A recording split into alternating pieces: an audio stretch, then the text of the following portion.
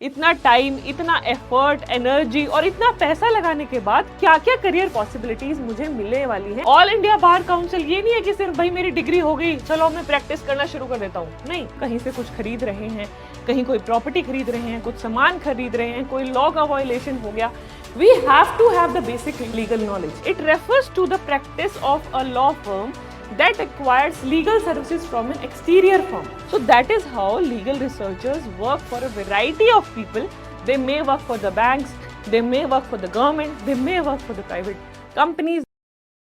Hello my lovely students, a very warm welcome to today's session and I am Renu Shokan and in today's session we are going to discuss a very interesting concept जो कि आपने title में already पढ़ ही लिया होगा कि law करने के बाद हम क्या क्या करियर ऑप्शंस ऑप्ट कर सकते हैं या क्या क्या करियर पॉसिबिलिटीज आप एक्सप्लोर कर सकते हैं।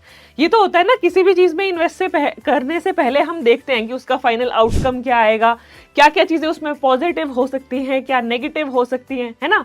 अब आप 12th के बाद अगर 5 ईयर लॉ करोगे तो ऑफ कोर्स आप जानना चाहोगे कि भाई अगर मैं मेरे जीवन के 5 साल एक कोर्स में लगा रहा हूँ या लगा रही हूँ, उसके साथ इतना टाइम, इतना एफर्ट, एनर्जी और इतना पैसा लगाने के बाद क्या क्या करियर पॉसिबिलिटीज मुझे मिलने वाली हैं after the completion of my law course. तो आज के इस सेशन में हम वही सब डिस्कस करने वाले हैं कि जैसे ही आपकी लॉ कंप्लीट हो जाएगी क्या क्या करियर अपॉर्चुनिटीज आपके पास अवेलेबल हैं, प्राइवेट सेक्टर में कैसी करियर अपॉर्चुनिटीज अवेलेबल हैं, अगर आप गवर्नमेंट सेक्टर में जाना चाहते हैं वहाँ कैसी करियर अपॉर्चुनिटीज अवेलेबल हैं, आप टीचिंग में जाना चाहते हैं तो क्या क्या ऑप्शंस अवेलेबल हैं, इसके अलावा और क्या क्या डिफरेंट एस्पेक्ट्स हैं इसके करियर अपॉर्चुनिटीज के, वो हम आज के सेशन में डिटेल में कवर करने वाले हैं। ठीक है जी। So first of all let us start with the first career possibility, option, opportunity कि भाई एक बार लॉ कर ली तो आप प्रैक्टिस तो बिल्कुल कर सकते हो। देखो बट प्रैक्टिस करने का भी अब एक और नया ऑल इंडिया बार एग्जामिनेशन आपने उसके बारे में सुना हो, AIBE। जैसे ही कोई भी व्यक्ति अपनी लॉ की डिग्री कंप्लीट करता है सीधा ही कोर्ट में जाके प्रैक्टिस नहीं कर सकता, उसको AIBE का यानी कि आपका जो बेसिक स्टैंडर्ड है एग्जाम वो क्लियर करना होगा, उसके बाद ही आप कोर्ट में प्रैक्टिस करना शुरू कर सकते हैं। ठीक है जी। So advocacy is one of the career options after LLB. Choosing this path, आप किसी भी कोर्ट में जाके प्रैक्टिस कर सकते हो, वहाँ का लाइसेंस लेके कर सकते हो, डिस्ट्रिक्ट कोर्ट में, हाई कोर्ट्स में जाकर या सुप्रीम कोर्ट में भी। Note that aspirants have to qualify the examination conducted by All India Bar Council first. आपकी डिग्री होगी, उसके बाद आप AIBE द्वारा कंडक्ट किया गया जो एग्जाम है आप वो एग्जाम देंगे। ठीक है, उस एग्जाम को पास करेंगे, जो कि अब रिसेंट पिछले 1 साल से इसको भी बहुत चैलेंज किया गया है कि भाई इसका डिफिकल्टी लेवल इतना क्यों बढ़ा दिया गया है। पहले तो बहुत इजी पेपर आता था, बट सुप्रीम कोर्ट ने या ऑल इंडिया बार एसोसिएशन जो है हमारा या ऑल इंडिया बार काउंसिल भी है, उन्हें टाइम एंड अगेन ये कंप्लेंट्स भी मिली है कि भाई इतना इजी पेपर आता है या लोग कॉपी पेस्ट करके चीटिंग करके इसको क्लियर कर लेते हैं। नहीं, अब उन्होंने स्टैंडर्ड हाई कर दिया है कि भाई कोर्ट्स में जो लोग प्रैक्टिस करने भी जा रहे हैं एटलीस्ट उन्हें कुछ बेसिक नॉलेज तो होनी चाहिए ना लॉ की। ठीक है, तो इसलिए एडवोकेट अगर किसी को बनना है तो डिग्री के बाद आपको ऑल इंडिया बार काउंसिल के द्वारा जो एग्जाम कंडक्ट किया जाता है वो क्लियर करना होगा। ठीक है, प्रैक्टिस अब आप कहाँ कहाँ कर सकते हैं, आप हाई कोर्ट्स में भी कर सकते हैं, आप डिस्ट्रिक्ट कोर्ट्स में भी कर सकते हैं, ठीक है, आप लोअर कोर्ट्स में भी कर सकते हैं, डिस्ट्रिक्ट कोर्ट के नीचे भी जो लोअर कोर्ट्स हैं, और सुप्रीम कोर्ट की बात रही तो सुप्रीम कोर्ट में जो एडवोकेट ऑन रिकॉर्ड है only they can practise, that is a different criteria that we will talk about later. ठीक है, तो प्रैक्टिस अगर करनी है पहले आपको ये एग्जाम क्लियर करना होगा, उसके बाद जिस भी बार काउंसिल में, चाहे आपको हाई कोर्ट में प्रैक्टिस करना है, डिस्ट्रिक्ट कोर्ट में, यहाँ पर आपको अपने आप को रजिस्टर कराना होगा, कुछ सर्टेन अमाउंट ऑफ फीस पे करनी होगी and then you can start practising. ठीक है, अगला है गवर्नमेंट सर्विसेज। इसमें बहुत सारे ऑप्शंस हैं, इसी की कुछ क्लासिफिकेशन हम आने वाली स्लाइड्स में भी कवर करेंगे। देखो गवर्नमेंट सर्विसेज में बेटा बहुत सारे ऑप्शंस हैं, आप हो सकता है प्रोसिक्यूशन डिपार्टमेंट में चले जाओ, हो सकता है आप लीगल एडवाइस के डिपार्टमेंट में चले जाओ, हो सकता है कि आप डॉक्यूमेंट्स को ड्राफ्टिंग के प्रोसीजर जो है वहाँ पर चले जाओ। तो इस तरीके से गवर्नमेंट सेक्टर में भी डिफरेंट स्टेप्स पर डिफरेंट डिपार्टमेंट्स में हमारी चाहे सेंट्रल गवर्नमेंट है या स्टेट गवर्नमेंट है, उनके जितने भी डिपार्टमेंट्स हैं सबको लीगल ड्राफ्टिंग, लीगल डॉक्यूमेंट्स पढ़ने वाले, समझाने वाले ये लोग ज़रूर चाहिए होते हैं। तो गवर्नमेंट सर्विसेज में भी आपकी बहुत ज़रूरत रहने वाली है। तो गवर्नमेंट सर्विसेज की मैं अगर बात करूं तो सेंट्रल गवर्नमेंट के हमारे जितने भी डिपार्टमेंट्स हैं इसके अलावा स्टेट गवर्नमेंट के जितने भी डिपार्टमेंट्स हैं, इन दोनों जगह पर आप डिफरेंट रोल्स में फिट इन हो सकते हो। सबसे जो प्राइमरी रोल होता है वो होता है प्रोसिक्यूशन का। ठीक है, प्रोसिक्यूशन क्या है? जहां आप गवर्नमेंट के बिहाफ पर कोर्ट में केस फाइल कर सकते हो या गवर्नमेंट को डिफेंड कर सकते हो in the court of law. यानी कि अगर सामने वाला व्यक्ति कोई कोर्ट में केस फाइल कर रहा है सरकार के खिलाफ, तो सरकार के पक्ष में सरकार को प्रोटेक्ट करते हुए या सरकार के बिहाफ पे आर्ग्यूमेंट्स आप बिल्कुल डेफिनेटली आर्ग्यू कर सकते हो, आर्ग्यूमेंट्स फाइल कर सकते हो। तो that is prosecution. Prosecution central government के लिए भी हो सकता है, प्रोसिक्यूशन स्टेट गवर्नमेंट के लिए भी हो सकता है। अब इसकी अलग अलग टर्मिनोलॉजी है। कई जगह पर इसको पीपी बोला जाता है, पब्लिक प्रोसिक्यूटर बोला जाता है, कई जगह पर इसको डिस्ट्रिक्ट अटर्नी बोला जाता है। ठीक है, so it varies from state to state. In some states it will be called as public prosecutor, in some states it will be called as attorneys. ठीक है, I will write it down ताकि आप लोगों को बाद में confusion ना हो। पब्लिक प्रोसिक्यूटर है, डिस्ट्रिक्ट अटॉर्नीज हैं। अब बच्चों को ये भी सवाल आएगा मन में कि हम ये कैसे बन सकते हैं, पीपी कैसे बन सकते हैं, डीए कैसे बन सकते हैं। इनके लिए भी बेटा एग्जाम कंडक्ट होते हैं, यूपीएससी भी एग्जाम कंडक्ट कराता है। इसके अलावा यूपीएससी के अलावा जो ये आपका डिस्ट्रिक्ट अटॉर्नी की मैं अगर बात करूं तो ये स्टेट लेवल के एग्जाम्स जो हैं यहाँ पर कंडक्ट किए जाते हैं। ठीक है, अब इसके अलावा गवर्नमेंट सर्विसेज में जो भी बच्चे जिनको आर्मी में जाना है, आर्मी में जाने की तरफ उनकी इंक्लिनेशन है, ये ऑप्शन डेफिनेटली उन सब के लिए है। सभी लोग उत्सुक होंगे ये जानने के लिए। तो जो भी बच्चे करंटली लॉ कर रहे हैं या आगे लॉ करने की सोच रहे हैं और वो डेफिनेटली आर्मी में जाना चाहते हैं, उनका सपना है कि भाई वो हमारी यूनिफॉर्म पहने, उसको डॉन करें, और वो उनका सपना जरूर फुलफिल हो सकता है लॉ करने के बाद भी, वो अप्लाई कर सकते हैं for the post of zag. And zag क्या है? जज एडवोकेट जनरल। ठीक है जी, तो ये आपकी तीनों फोर्सेस में है अवेलेबल। डिफेंस फोर्सेस में जाना है लॉ करने के बाद तो आप जैग के लिए अपेयर हो सकते हैं। और ये again as I am saying it is available in all the 3 forces. तो जो भी बच्चे इसको एक्सप्लोर करना चाहते हैं, इसके बारे में जानना चाहते हैं, I will make a separate video on this too, but as of now let us understand कि जैग में होता क्या है। जो भी बच्चे फाइनल ईयर में है या फाइनल ईयर हो चुका है और जिनके कुछ मिनिमम परसेंटेज ऑफ मार्क्स से 65%, 70% मार्क्स आ गए हैं, they can appear for this. वो आपके मार्क्स के बेसिस पर आपकी शॉर्ट लिस्टिंग करते हैं और आपको इंटरव्यू के लिए बुलाते हैं। तो यहां पर एग्जाम नहीं होता है, यहां पर होती है short listing on basis of your marks. ठीक है, या आपके जो फाइनल उस डिग्री में जो आपकी परसेंटेज स्कोर है उसको कंसीडर करके आपकी शॉर्ट लिस्टिंग की जाती है। उसके बाद होता है आपका एसएसबी इंटरव्यू, जो कि करीब 4 से 5 दिन का प्रोसेस होता है। एंड अगेन जो ये जैग एंट्री है, it is available for both male as well as female candidates. ठीक है जी, so this is crisply about JAG. JAG के लिए जो भी डिफेंस फोर्सेस में जाना चाहते हैं लॉ करने के बाद, they can apply for JAG. JAG entry is open for both male as well as female candidates. And what is the shortlisting procedure? First of all, they will be shortlisting the candidates on the basis of their percentage, and after that there will be a interview. अब ये interview कुछ दिन चलता है। पहले दिन short listing होती है, मान लो 100 कैंडिडेट गए, उसमें से वो 30 को शॉर्ट लिस्ट कर लेंगे। अगले 2-3 दिन में उन 30 स्टूडेंट्स का फर्दर एग्जामिनेशन होता है और फिर फाइनली कुछ स्टूडेंट्स को रिकमेंड किया जाता है, फिर मेरिट लिस्ट बनती है। So this is how zag entry operates. तो जो डिफेंस में जाना चाहते हैं लॉ करने के बाद, दिस इज फॉर ऑल दो स्टूडेंट्स। हाँ जी, अब है लीगल एडवाइजर। जैसे मैंने आपको बताया भी, गवर्नमेंट सर्विसेज हो, प्राइवेट सर्विसेज हो, सबको एक लीगल एडवाइजर की तो जरूरत होती है।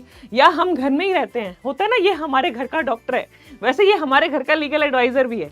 लीगल एडवाइजर्स की भी जरूरत रहती है, क्योंकि अगर हम लॉ की बात करें बेटा, we are surrounded by law on each and everyday basis, different aspects में। हम कहीं से कुछ खरीद रहे हैं, कहीं कोई प्रॉपर्टी खरीद रहे हैं, कुछ सामान खरीद रहे हैं, कोई लॉ का वायलेशन हो गया, we have to have the basic legal knowledge, and if we don't have it, we will opt for what, we will opt for the legal advisers. तो लीगल एडवाइजर्स भी आप बन सकते हैं, सो that you can do by joining law firms, private companies, corporate firms और banks।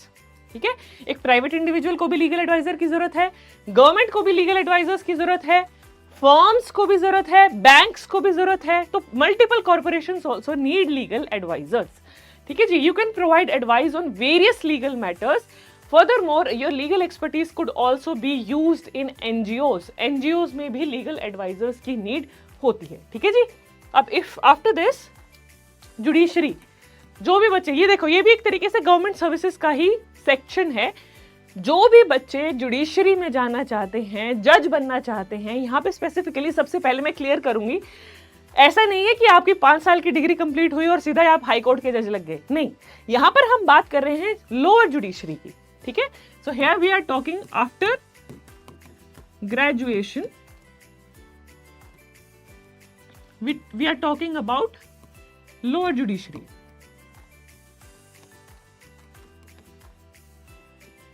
तो जो भी बच्चे ग्रेजुएशन के बाद जुडिशरी में जाना चाहते हैं, एक तरीके से वो लोअर जुडिशरी के लिए अप्लाई करते हैं, जहां पर आपको कौन सी पोस्ट मिलती है, JMIC। JMIC is your judicial magistrate first class.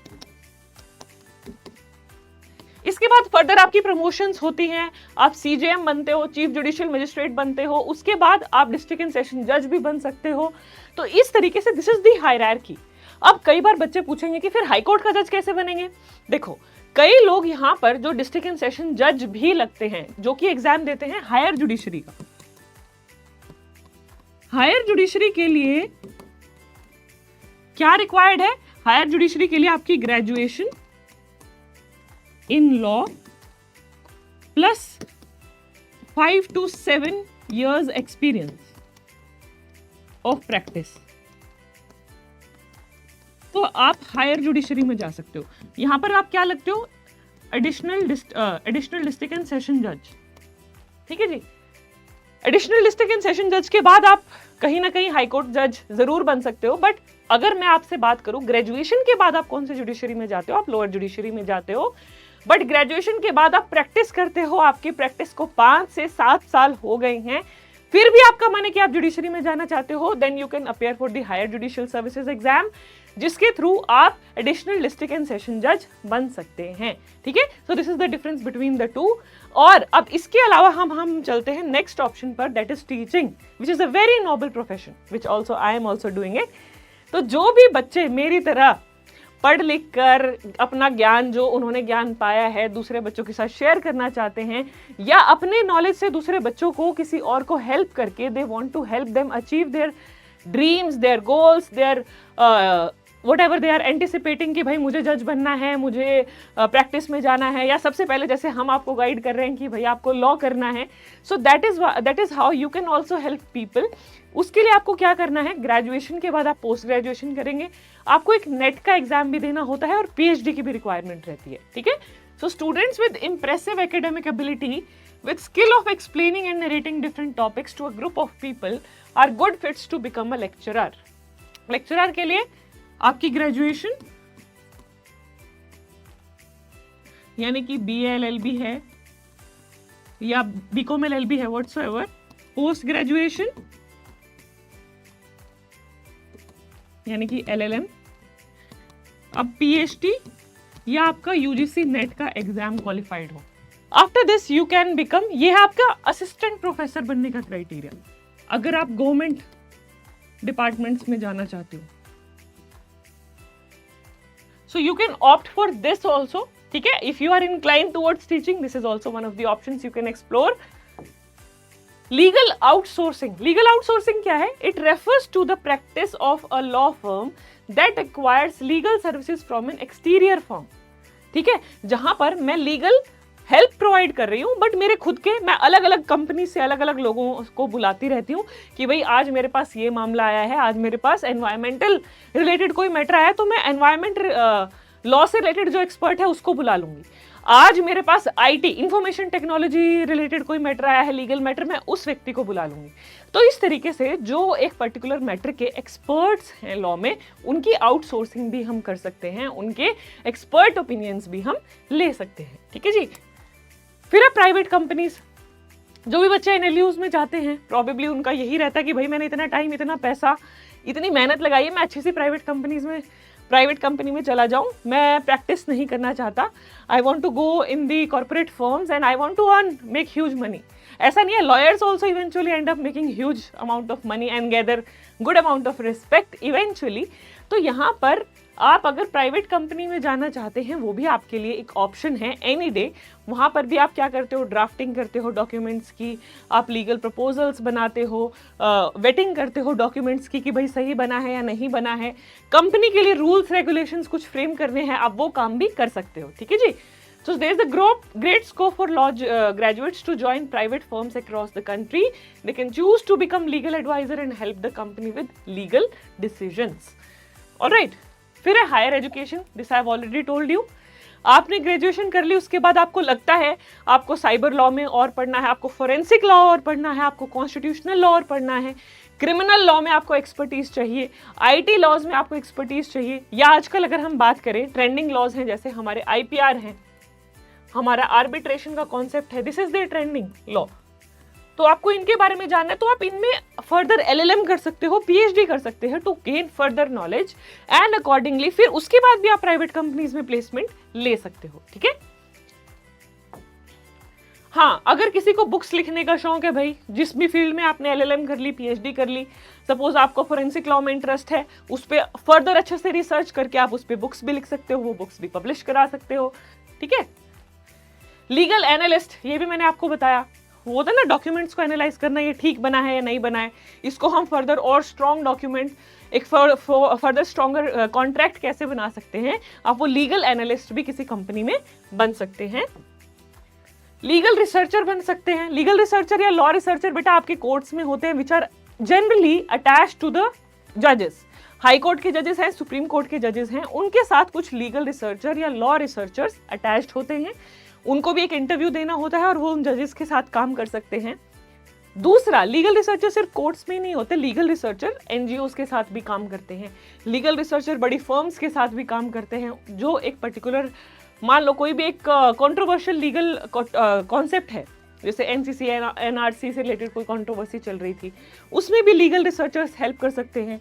Article 370 से रिलेटेड भी जब इससे रिलेटेड पार्लियामेंट ने लॉ पास किया होगा तो बहुत रिसर्च की होगी कि कैसे हम इस पे लॉ पास कर सकते हैं, उससे रिलेटेड भी जो रिसर्च की होगी, किसने की होगी, लीगल रिसर्चर ने की होगी। So that is how legal researchers work for a variety of people. They may work for the banks, they may work for the government, they may work for the private companies, और वही लो politics.